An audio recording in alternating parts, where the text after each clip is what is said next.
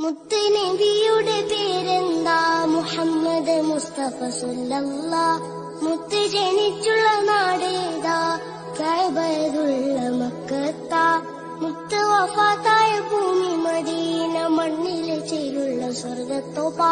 ഹക്ക് പഠിപ്പിക്കാൻ റബ്ബ് അയച്ചുള്ള അംബിയ മുർസലിൽ ഖാതിമര. ആമിന ബീവി പൊന്നുമ്മ, ബീവി ഹലീമ പോറ്റുമ്മ. ആമിന ബീവി പൊന്നുമ്മ, ബീവി ഹലീമ പോറ്റുമ്മ.